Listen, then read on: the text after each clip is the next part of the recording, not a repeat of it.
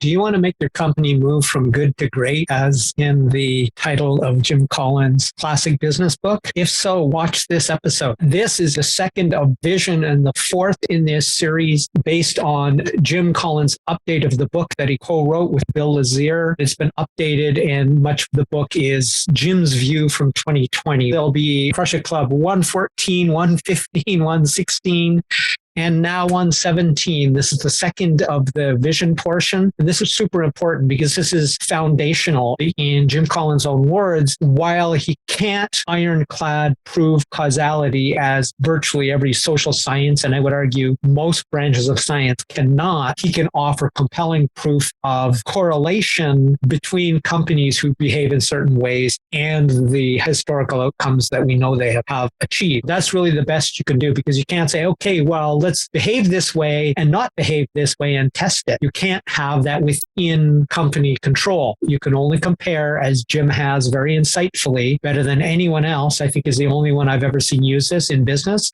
is to compare two of the most comparable companies over the same period of time and examine the difference between what the successful companies did and what the unsuccessful companies did. Causation or not is compelling correlational evidence, and I'm going to bet on doing what big companies, the most successful companies did. And this is the main thing is, I'm not Pepsi, I'm not Merck, I'm not IBM. How can I worry about fluffy things like vision? His argument is really simple. He says many of the companies that he has become famous for documenting their rise to success, he documented them or went back historically and looked at their beginnings. And his argument is most of the great companies of basically any century, he talks about the United States and the Constitution and the Declaration of Independence as statements of vision which are analogous, and that is one of the primary things that has caused the U.S. to succeed better in many ways than any other nation. And believe me, that's painful to say as a Canadian, but it's true. The U.S. is unique in history in that they said, here's what we want our country to be, and they documented it. So that's an example of vision. And all the companies that he talks about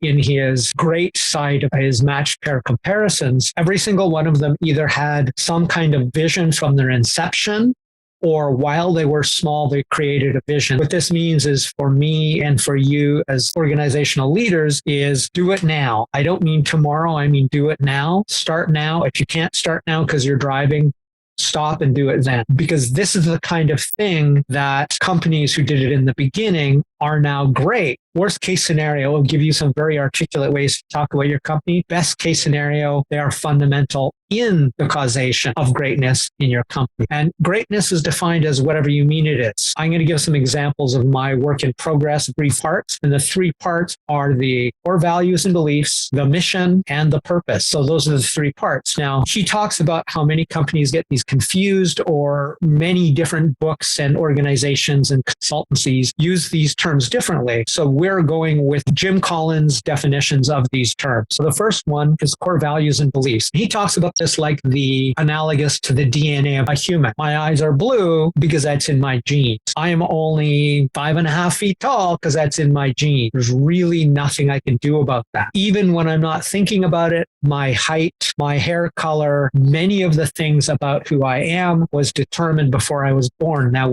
there's something called epigenetics, which allows us to turn on and off gene expression. So it's not entirely fate, but there's lots of things that are like genes, and core beliefs and values are. So he says this should be the values that the leader or leaders hold authentically for themselves. So it isn't like, so what cool values should we say so it looks good for PR? It's like, what do you believe at your core as the founder, the executive director, the CEO? Those are the kind of things that should go into the core beliefs. So here are mine as they stand. And I wrote these specifically for this episode, but also because I've been struggling to articulate well what I do and why people need it. Here goes. So of my core beliefs is to hold ourselves and our methods as accountable as we teach our students to be themselves, to their loved ones, their ikigai, and their cause. That's a fancy way of me saying I want the principles that I teach, the principles that my companies teach, to be as accountable as I expect to hold people when they want to succeed. It's like, do you really want to lose that weight? Do you really want to get into that market? Well, here's the steps you need to take. And you need to take them not for me because I'm helping you with it, but for you because that's what matters and that's your cause. 2, to relentlessly test and improve the validity of our methods and modify, replace, or discard any of them in favor of those that are empirically proven to be better.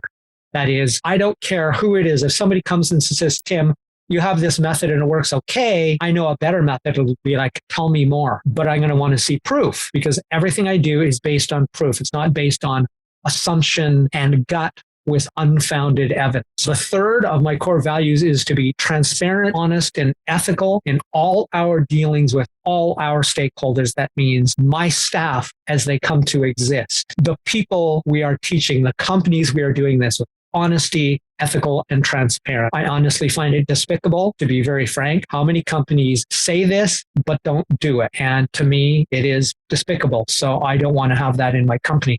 So those are my core values and beliefs. Now we're on to the mission.